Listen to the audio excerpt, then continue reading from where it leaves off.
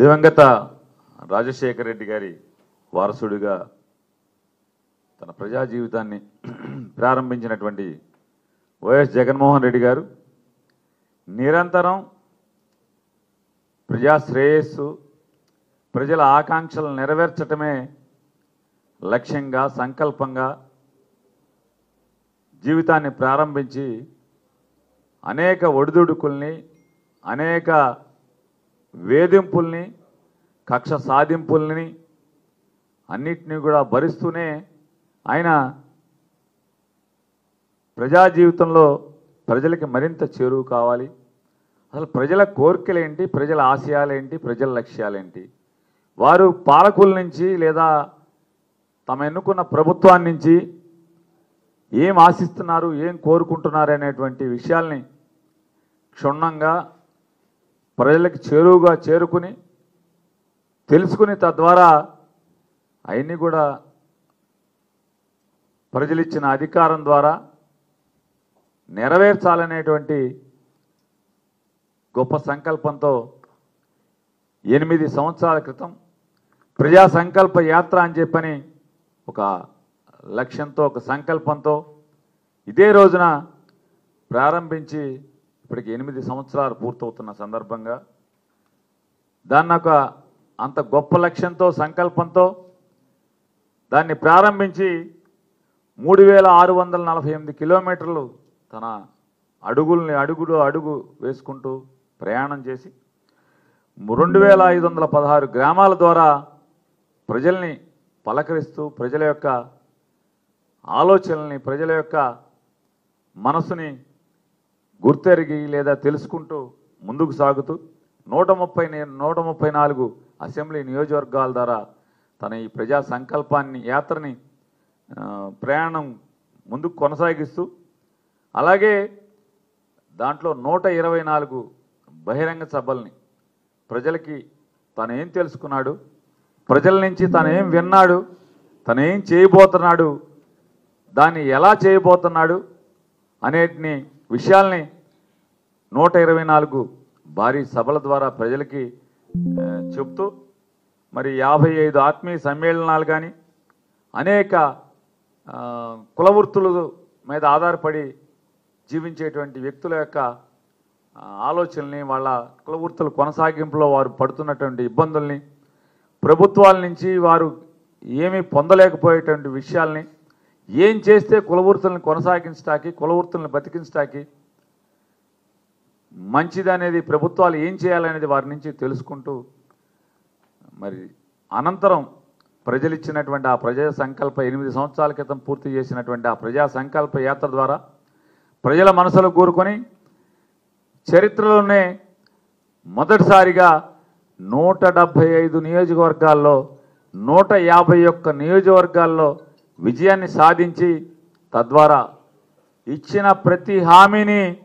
100 రోజుల్లోపు పూర్తి చేయటమే కాకుండా చెప్పని అనేక విషయాలను కూడా ఎప్పటికప్పుడు ప్రజల మనసులు గుర్తెరిగి ఇది కదరా ప్రజల కోరుకున్నటువంటి ప్రభుత్వం, ప్రజల ఆలోచనని, ప్రజల ఆశయాల్ని నెరవేర్చేటువంటి ప్రభుత్వం. తను ఒకటే నమ్మాడు. ఆ రోజున పాదయాత్రలో చూసినటువంటి పాదయాత్రలో సుదీర్ఘంగా 3648 కిలోమీటర్లు నడుస్తూ అన్ని గ్రామాల్లో నడుస్తూ ప్రజల యొక్క చేయి పట్టుకుని చేతిలో చేయి వేసి నడుస్తూ ప్రజలు తన గుండెల్లో ఉన్న బాధని ఆత్మీయుడి కింద భావించి ఆడపిల్లలు, ముసలివాళ్ళు, వయోవృద్ధులు, పిల్లలు ఎంతోమంది వారికి చెప్పుకున్నటువంటి ఆత్మఘోషని ఏ రకంగా చేయాలో ఒకటే నమ్మెడతాను. వీటన్నిటికీ సమాజంలో ప్రధానమైనటువంటి మూలం ఆర్థిక బాధలు తట్టుకోలేక చదువుకోలేకపోవటం, చదువుకు దూరం అవటం, వెనుకబడిన కులాలు, పేదలు చదువుకు దూరం అవటం వల్ల ఈ సమాజంలో పేదరికం ఎక్కడ వేసిన గొంగళి అక్కడే ఉన్నది అనే ఆలోచనతోనే తను ప్రధానంగా దృష్టి పెట్టి పేదవాడు ఒక్కసారి లేదా మధ్యతరగతి వాడు హాస్పిటల్కి వెళ్తే చాలు అక్కడితో కుదేలై జీవితం తలకిందులై అప్పులు పాలై ఇల్లు తనకు తాను తాకట్టు పెట్టుకునేటువంటి పరిస్థితుల్ని తన కళ్ళతో తను చూశాడు, మనసుతో విన్నాడు. కాబట్టే విద్య వైద్యం మీద ప్రధానమైనటువంటి లక్ష్యంతో ఆయన గొప్పగా దేశంలో ఎక్కడా లేని విధంగా పనిచేశాడు. స్కూళ్ళని ఢిల్లీలో 800 స్కూళ్ళు ఉంటే 800 స్కూళ్ళని 10 ఏళ్లలో మార్చి చూపిస్తే, ఇతను కరోనా 2 సంవత్సరాలు తీసేస్తే జగన్మోహన్ రెడ్డి గారు 3 ఏళ్ల కాలంలో దాదాపుగా 16,000 పాఠశాలలని రూపురేఖలను మార్చి సౌకర్యాలని నేల మీద గచ్చు ఊడిపోయినటువంటి లేదా బొక్కలతో మట్టి నేల మీద కూర్చుని చదువు నేర్చినటువంటి పరిస్థితుల నుంచి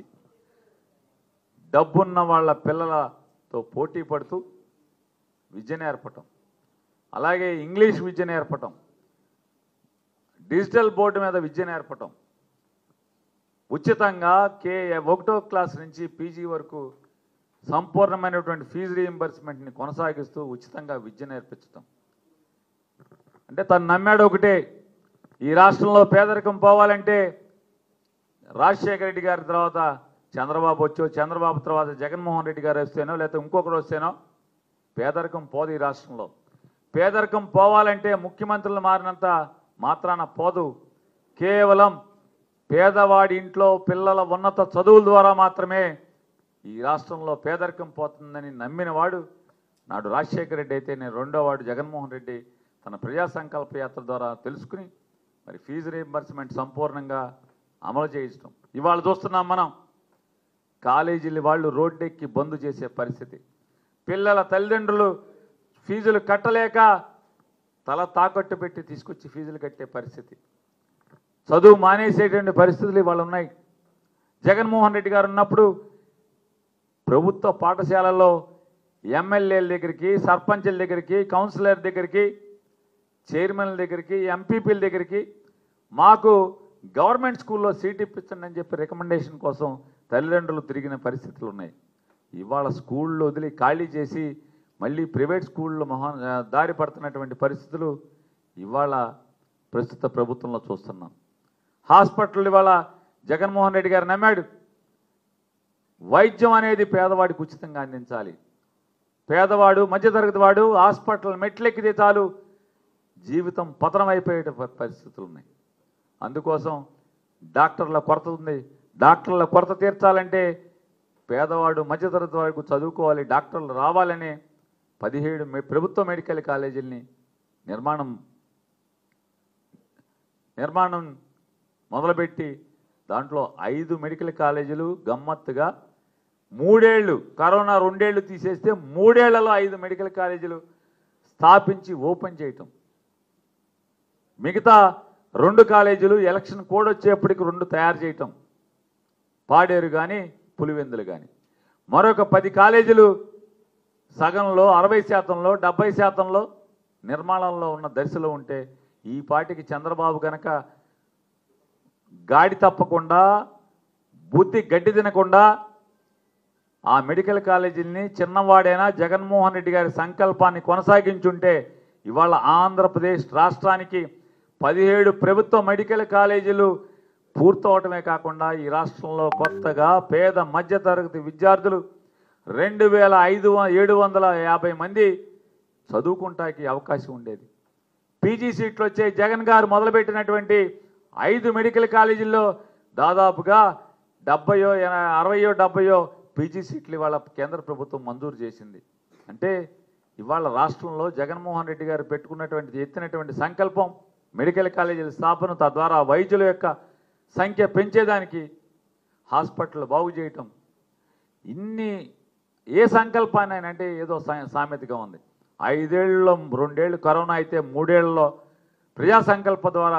సంకల్ప యాత్ర ద్వారా తన మనసులో ఉన్నటువంటి లేదా ప్రజలు చెప్పుకున్నటువంటి కోరికల్ని తీర్చే క్రమంలో ఇవాళ చంద్రబాబు వచ్చి ఏం చేస్తున్నాయంటే రాక్షస పరిపాలన చేస్తున్నాడు.